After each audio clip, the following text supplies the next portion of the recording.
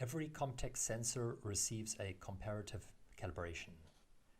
Several calibration points are determined to reach a higher accuracy.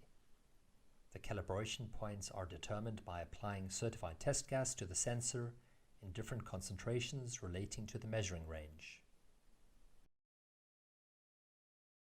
So what are typical installation points for the COMTEC system? In this power plant illustration, the first measuring point would be after the economizer, before the air preheater for combustion control. The COMTEC analyzer is used to optimize the combustion and reduce harmful emissions. After the electrostatic precipitator, or ESP, the COMTEC analyzer is used as a shutoff switch for safety monitoring and explosion protection. Generally, COMTEC can be used in many combustion applications for process control or as a safety measurement.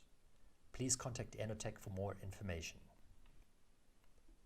COMTEC is available for high temperature applications as well as for gas ATEX applications, such as in petrochemical plants, and dust ATEX applications, such as coal mills or sludge dryers.